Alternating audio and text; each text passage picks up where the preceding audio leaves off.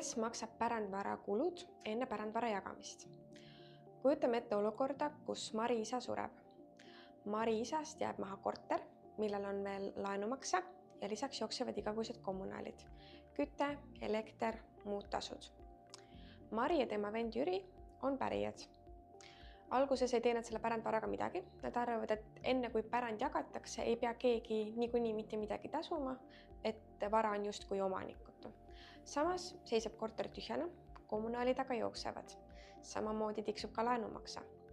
Mõne aja pärast helistab pank ja ütleb, et laenuleping öeldakse üles, sest et laenu ei ole tasutud. Samamoodi helistab korteriühistu ja ütleb, et kommunaalid on tasumata, need tuleb tasuda. Sellisel juhul tekib vaidlus Mari ja Jüri vahel. Mari ütleb, et tema ei soovi kõike üksi maksta, tema korterit ei kasuta. Samamoodi ütleb Jüri, tema ei soovi kõike üksi maksta, sest et tema ei ole ju vara ainuomanik. Alustame kõige olulisemast põhimõttest. Pärand läheb pärijatel üle automaatselt pärandaja surmahetkel. Ehk siis ei teki vahepealset tühimikku, kus justkui varal tegelikult omanikku ei ole. Ja koos varaga lähevad üle ka kohustused.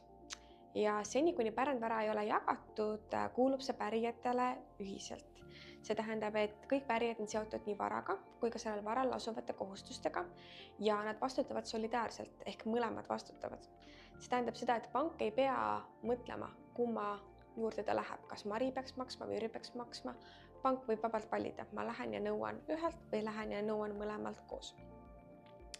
Olukorras, kus näiteks Mari ja Jüri ei tasu arveid, võib pank pöörduda ühe pärija poole ja nõuda arvete tasumist, mis siis, et nad tegelikult peaksid kandma kõiki kulusid ühiselt. Eraldi küsimus seisab selles, kuidas peaks need kulud olema jaotatud pärijate vahel, kuid see on juba eraldiseisev pärijate vaheline vaidlus. Kes haldab vara ja kes võib sellega toiminguid teha? Siinkohal tuleb samuti meeles pidada, et seni kuni pärandvara ei ole jagatud, võib seda vallata ja kasutada üksnes pärijad ühiselt, samamoodi seda võõrandada üksnes pärijad ühiselt. Ja kasutada võib pärandvara nii palju, kui see ei takista teiste pärijate selle vara kasutamist. Seega tuleks pärijatel omavahel kokku leppida, kes vara haldab, kuidas seda hallatakse, kes maksab arved, kes suhtleb erinevate ametiasutustega vajadusel, kuidas tagatakse vara säilimine. Kui seda ei tehta, siis võib tagajärjeks olla see, et kuhjuvad viivised, tekivad leppetrahvid, tekivad muud võlgnevused, laenuleping võidakse üles öelda, vara väärtus võib langeda, kui seda ei hooldata. Ja eriti sagedaseks on selline olukord, kus üks pärija justkui pärandvara kasutab, teine aga ei saa sellest nii-öelda mitte midagi. Ja siis tekib õigustatud küsimus, kas see teine pärija, kes vara kasutada ei saa või ei soovi, võiks sellelt vara kasutavalt pärijalt midagi nõuda. Sellised vaidlused jõuavad sageli ka kohtusse, need on üsna sagedased vaidlused ka kaaspärijate vahel. Üldjuhul jah, teine pärija võib nõuda hüvitist pärijalt, kes vara kasutab.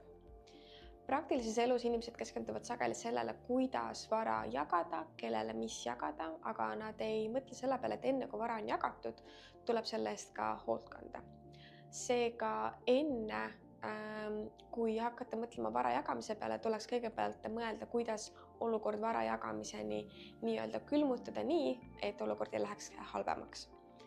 Kui pärand avaneb, tasub kohe mõelda, missugused on pärandvaraga kaasnevad kohustused ja kulud, missugused on vara ülalpidamiseks vajalikud toimingud, kuidas need kulusid kaaspärijate vahel jagatakse, kes need kannab ja soovitus on ka need kulud dokumenteerida, et hiljem vältida vaidlusid.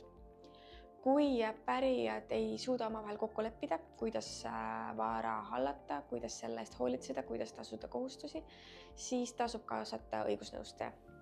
Mida pikem see segane olukord venib, seda suuremaks tekivad kulud ja seda suuremad on ka riskid hilisemal pärandvara jagamisel.